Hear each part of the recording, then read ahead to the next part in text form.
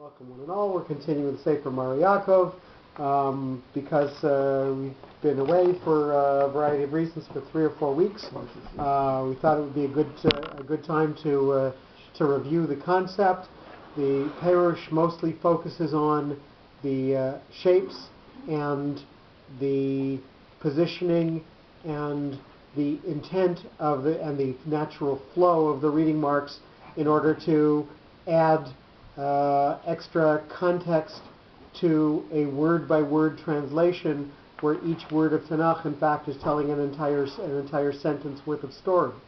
So we're going to go back to the introduction. We're on page LXIV, and we're going to briefly go over the reading marks themselves and a little bit of the meanings of the names of the reading marks, and again, the specific way that we're going to interpret each reading mark when we come to it. We're going to start with Mahapach, number 1. Lahafoch means to turn something over. Now, quite often in a sequence, you'll get Mahapach Pashta Zakef Katon, starting a new sequence of events. So it is something that turns over and brings us into a new sequence, but that doesn't particularly fit into this translation. Mahapach, from the shape of Mahapach, is something that starts from a wider point and goes to a narrow focus. Like in math, so greater than, less than, right? Is that greater than? We go from the wider end into the narrower end. Right. So quite often we're going to take whatever has come before us, and then we're going to narrow it down or focus it or zero in on something that's going to come after it. So this really doesn't necessarily fit in with the concept of Mahapach, something turning over. Something the opposite, but right? It's more lasering it. V'nahafochu. It's exactly the opposite. We just fast forward. You can't be here if you don't understand. Pashta, the next note, will sometimes begin a sequence by itself, sometimes be something that is connected to the Mahapach that comes before it. It goes above the letter. The word Pashta comes from the root of Pashut, something that's simple. It is one of the notes that will focus in on a word and try to bring you its own essential essence. And again, it doesn't necessarily tell you that it is leading to something else. It doesn't necessarily draw anything from what has come before it, but it does definitely lead to something that comes after it, because number 1, the shape, and number 2, the sequence in events. You will never get a Pashta sitting by itself. That's backwards, by the way, right? It's like the way, no, my Mahapach was right, but that's the way you would look at it, maybe, but it's right. But this is like an Alice in Wonderland. You can read the mirror, right? There you go. Right. So let's review that one again, because already I forget. Like, it is something that leads forward, doesn't necessarily have a connection to what's come in front of it. Even if it's in the Mahapach Parshat. Even if so the Mahapach will lead you into the Pashta, but the Pashta does not need a Mahapach before it. Right. So if a Pashta is by itself, or if it's in the sequence of Mahapach Pashta Zakef Katon, will that change the function of the Pashta, or is it different? No. No? The Pashta always focuses the word itself and leads to what might come after it. So that doesn't necessarily have any influence of what has come before it. So it's more leading to but it will focus that word and lead it to what comes ahead of it. Focuses that word and leads. Well, that makes sense. Focuses. Okay, as opposed to Revi. I remember when you saying the Revi. That was. What did you say with the Revi? Okay, we're going to get to the Revi, but. A Pashta is a banner, is a degel, is something that emphasizes that word. It's sort of shaped like a waving flag, right? I noticed, I'm not going to put you down, I don't want to embarrass you in front of the people, but I see even you're reading from that page. But are you secure enough? I'm not trying to put you on the spot, I'm saying you've reviewed it so many times, even you have to look at it sometimes to review. No, it's not a question of needing to look at it to review, it's a question of categorizing. No, but I'm saying you want to make sure you get categorize it as a degel, yes. So that I did have to look. Okay, good. No, I'm good. Believe me, you're right. Yeah. Zakef Katon is a composite of two symbols. L. So we're always going to get a munach that looks. Is that the thing she gave? That looks like that. Right. So the munach is also called zakef when it comes with the katon after it. Right.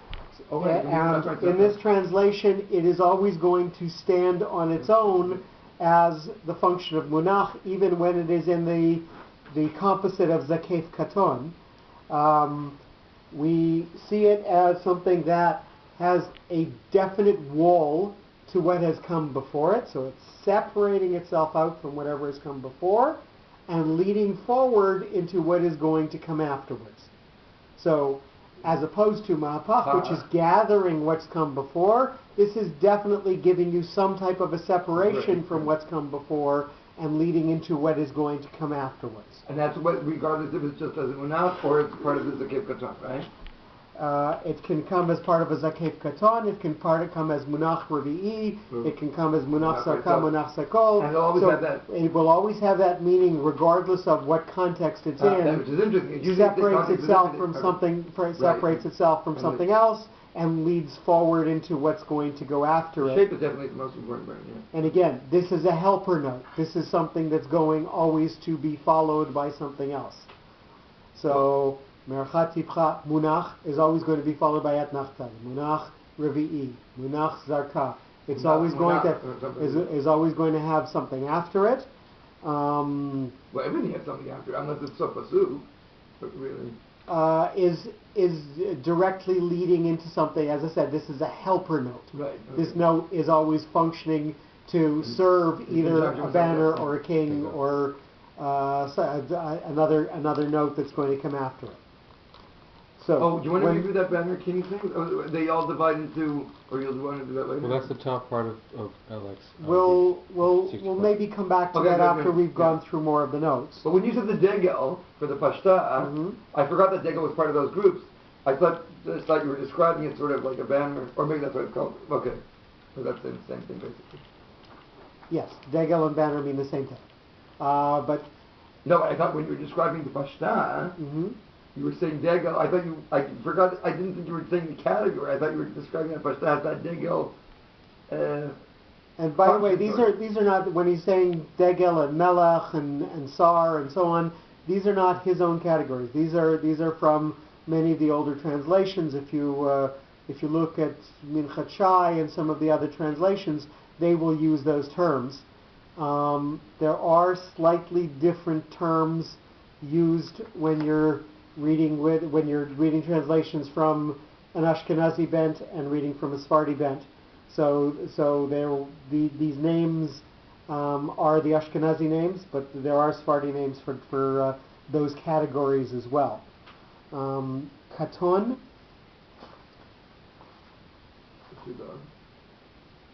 or it looks like Sofasuk also, but you have to know it. Is something that comes above a word, so that's how you can separate it out from the Sof Pasuk, which comes on the same line as the letter. And again, positioning of the notes is important. The main focus that we have in the Sefer on Katon is the fact that it is two pieces. The fact that it's bipartite, it has two parts to the shape. So quite often there is going to be something in the meaning of the word that is going to have some doubleness to it. And we're always going to focus on that whenever we see a katon. We're going to focus on the fact that it is more than one focus or more than one thing that the word is going to have significance as far as. What was the one that is that this one? The one where if it's in the first half of the pasuk, it's stronger, and then the second half is. You're talking about Tlisha? Okay. So the Tlisha, that's a different discussion. Mercha will so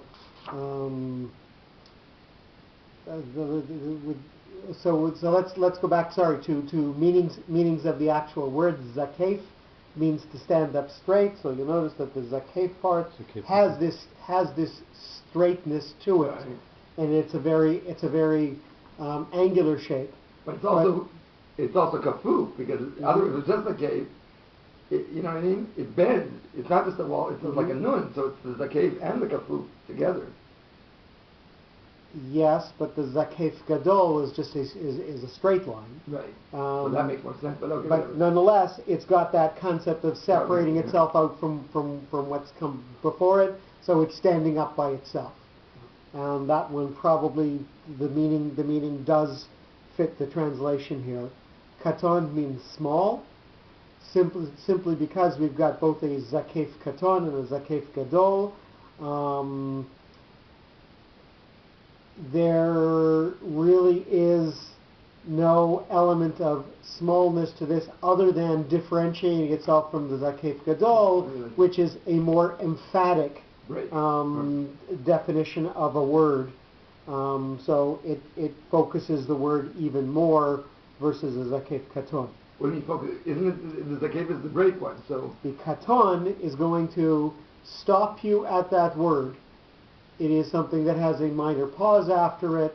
It is something that is going to make you focus on that word itself. Whereas the zakef was something that is separated out from what's come before, but leading into something afterwards. The katon is something that's going to stand by itself. So can you do the zakef gadol now, because they're connected? So what makes the zakef katan and the zakef katan and the zakef gadol? What's that referring to, the katan and the gadol? The amount that you are going to emphasize the particular word that you're on top of. So the zakef katan is focusing on that word, focusing. Right. And zakef gadol is focusing on the word. It's more emphatic. More dagesh, yeah. But the zakef katon would occupy two words. Is that right? Correct. Whereas zakef gadol is a complex shape, but all on one letter. That's So this translation is always taking zakef katon as two separate concepts.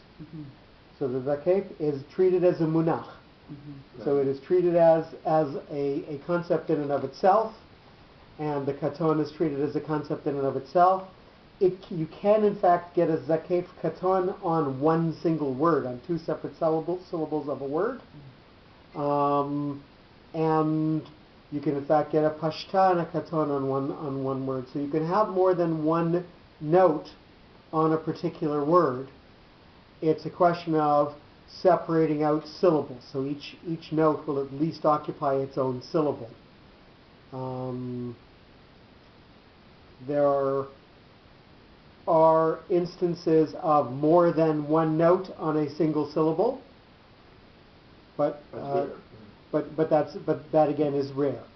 Now, as far as what you said about the two dots, because they both have the two dots, the gadol and the katan. So you said that there's some doubling aspect. So there's some doubling aspect, and when we get, so we'll go to number 8. We'll go to zakef gadol, just to emphasize what the Mefarish has told us here is that number 1, you've got the bipartite shape. Number 2, the zakef gadol is a king, is a full king, whereas he's describing the katon as a modest king. So again, it's a more emphatic emphasis of the word, and he doesn't make a further distinction of the fact that there are 3 marks versus 2 marks. He specifically will talk about the bipartite shape still when you talk about a zakef gadol as well. So can I just ask, when we have the combination zakef katon, the zakef is actually a munach by a different name. Right. Yes. Is there any other significance to the name itself of the zakef when it's called a zakef versus when it's called a munach? Significance in terms of the translation? No. Or the contextual meaning? Other than the fact that this is a direct connection, no. and probably to distinguish it and group it between with the Zakef Katon and the Zakef Gadol, but separate from that, no, there's no significance. It's interesting because, basically saying Munach is the same as Zakef in the context of Zakef Katon. Right. Right. But I'm saying, what we were talking about, in the Zakef Katan, it is shaped like a nun, so it's a cave plus a grounding thing or something, whereas in the Zakef Gadol, it really is only a cave. So, that part, even though they're both called Zakef Katan, Zakef Gadol, the cave looks different in both. Stand up straight. Zakef means like the cave as the kippah, it's an erection, by the way, also in Hebrew. It makes sense. No, it is. That's why they jumped into the bracha for Viagra. It's they don't know. It's okay because it's thing. You know what I'm saying? But so it's interesting. Zakef Gadol. Why is it Zakef? Because it's the same name. The Zakef looks different if it's with the Katan or with the Gadol. Where it's with the Katan, it's a Munach, and where it's with the Gadol, it's really just a Zakef. But listen, the major focus is separating itself out from what comes before. It's more Zakef. So the fact that Zakef, right, is significant. Right. Can we just do a little review on those four, going around? Should we? Sorry? Now that we did Mapach, Parshat, I think we're going to do at least Merchat Tipcha and Et Nachta, and Sof Pasuk, and then... I didn't mean you should review, I said just amongst ourselves, just to get it, okay, whatever, yeah, good. Why are you looking that way? No. If you need more no, I just more thought review, now that it's fresh, we could just by road almost. So do you have something that's unclear or something? No, but I just wanted to maybe show off or something. Not show off, but go right ahead. No. Well, so Mapach is now focal. So and by the shape of it, like a V, is like a greater than. Is that less than or greater than? Now, great. Depends if you're reading English. Greater than, right? Yeah, greater than, right? Okay, so it takes whatever came before, and now you're focusing in. We'll have to see examples. That's okay. You want to do push that? You do push that. No. I want you to because that's a review. Okay. You're the one who got Jeff to get confirmation. Okay. So Pashta looks like a degel. It is one of the class of marks that is referred to as a degel, as a banner and therefore a marker. So it's an accent of an essential event. Oh, without looking. Well, that's the whole point. I can read too. Oh, okay. I didn't know what. Not just put you on the spot, just so that we first fresh. Okay, so it sits on top of the letter, and it looks a little bit like a waving flag, and it's essentially a marker, an accent that you need to pay attention to this concept.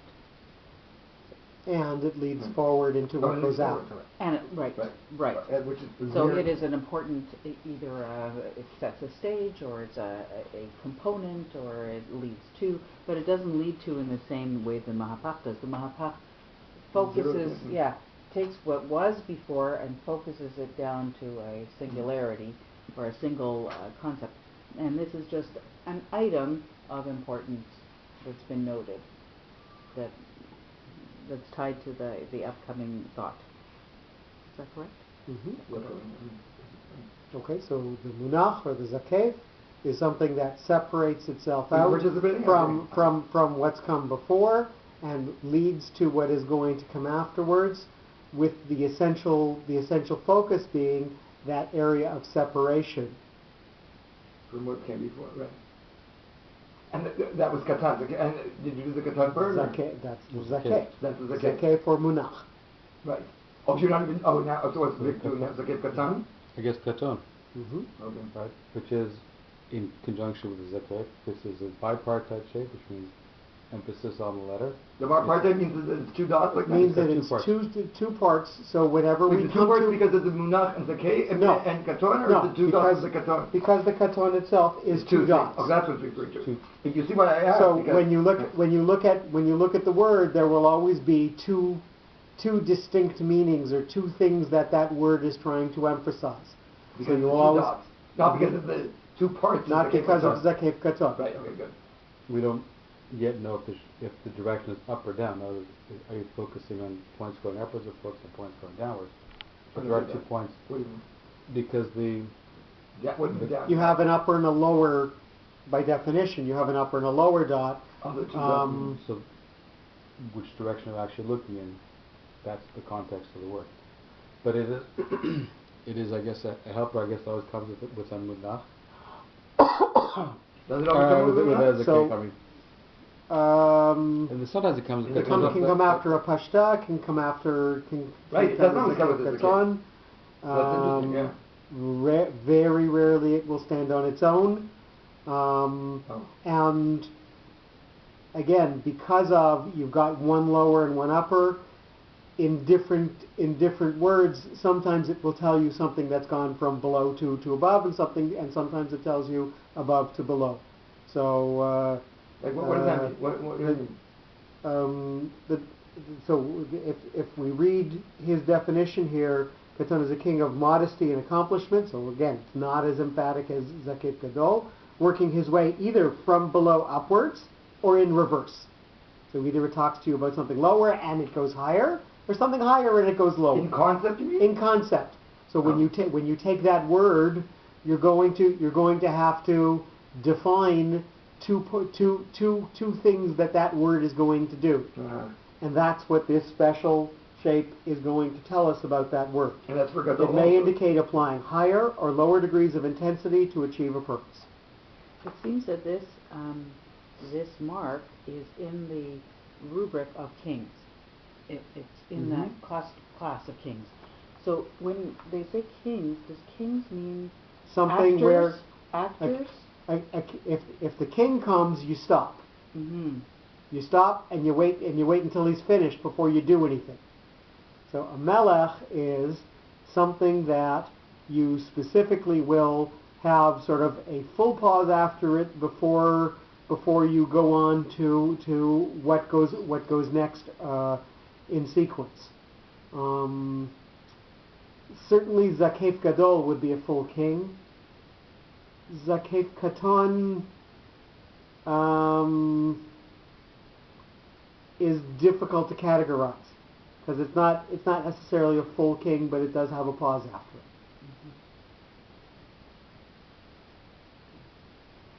Okay, so we're going to go on to Mercha. The shape of Mercha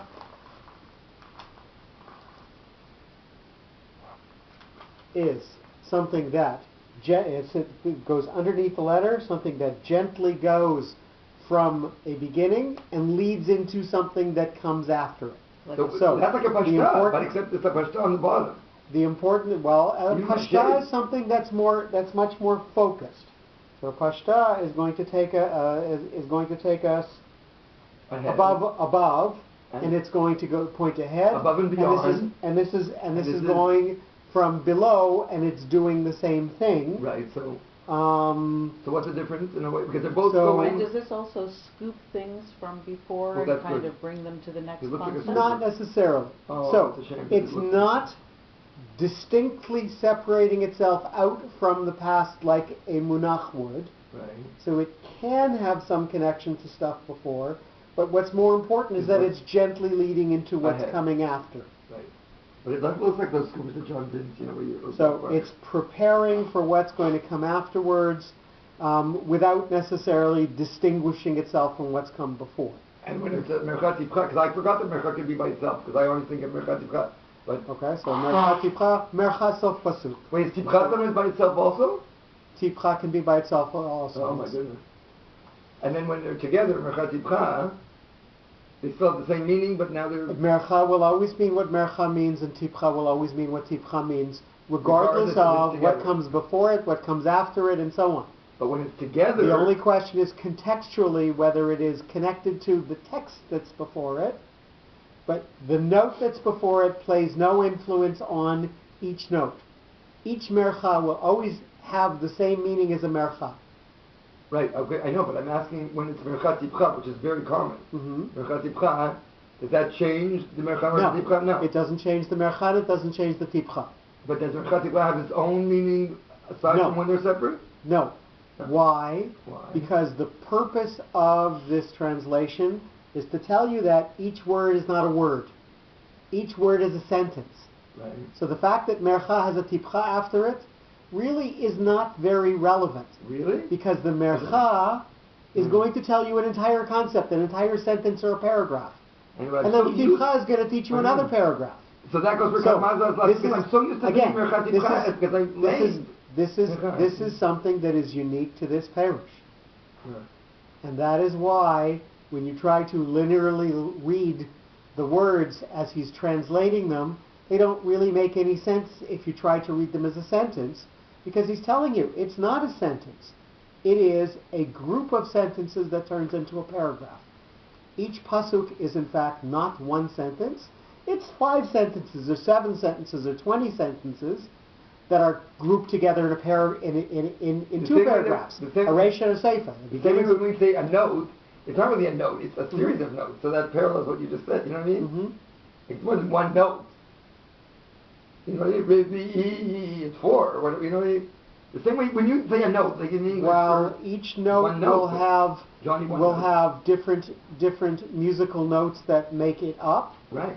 The sequence of those notes will unify into a pattern which describes that word paragraph that you're going to create. So the fact that Ma'apach will have more than one musical note to make it, Right. it is telling you a sequence.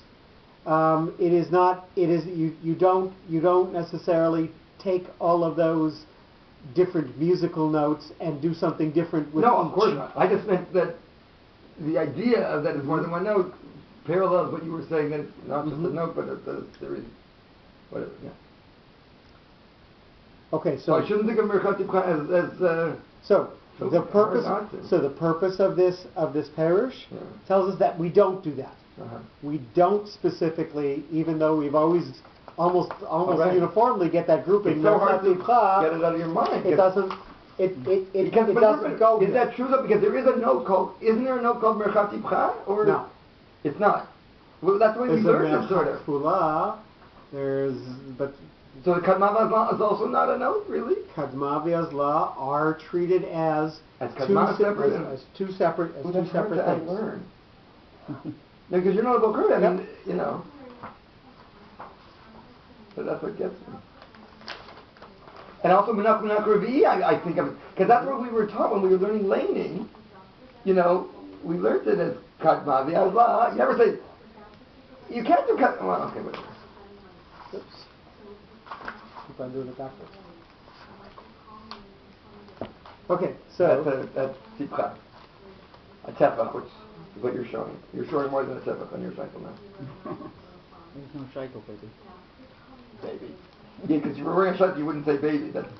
But okay, that's right. No, I'm so getting it out. I'm sorry. Tipcha is the mirror image of a mercha. So whereas a mercha leads gently into what's going to come forwards, the tipcha scoops what's come before and can gently lead to what goes after it. But what's come before is from the mercha, right? Not necessarily. You can start the pasuk with a tipcha, and then your tipcha is including the entire concept I of the never heard last of a pasuk. sentence. There's no pasuk that starts with a tipcha, is there? Bereshit, Okay, it's not. tipcha. That's Bereshit. Tipcha is the first note in the whole Torah. First note in the Torah is tipcha. Well, that's 'cause it's Why? Bereshit. We went through that. But is there any because other example of that? Probably not. lots of examples of psukim that start with I was tipcha. lying for a while, I guess. Okay, yeah. But in any case, why is Bereshit like that? Because we know that God existed before, Right. that So the wait, concept of getting Torah back to- existed right. before. So before everything was created, there Right. was something else. So Merchat- and how do we know that? We know that because it comes with a tipcha. Because the tipcha scoops Right. something that came before. So the tipcha is going to tell us something came before, Right. and we're going to Okay. gather it and move forward from there. And the mercha is And the mercha doesn't necessarily say about what came before, but it's going to take what this concept is and move it into what's going to go after. I just want to ask one question. I know, because I keep bringing up the names again, because to me everything's significant, I'm sure it is. Mhm. But now the thing is that the names can refer to the shapes, or it can refer to the function more. So that, I'm trying to Mhm. make some sense of that, because, well, I don't even know what mercha means. But is that Aramaic? What is mercha? I don't even know the short. Memre, chav. I know what that means. What other So- Hebrew word has that? Tipcha, I can do tefach, but Yeah. marach is to spread, but The spread? no, but that's with the chet, I think, right? Yes. The roch is Limrach. with a chet. But the chet, so we can't do that Um, one, yeah. So it's one of the, okay, forget that one for now. And tipcha. And she did. Tivcha is something that's moving a little bit, right? It's moving by handbreadth. When your but tefillin again- is slipping and it's moving each time, showing more than a tefillin. Okay. So that goes with the meaning though, that because Mhm.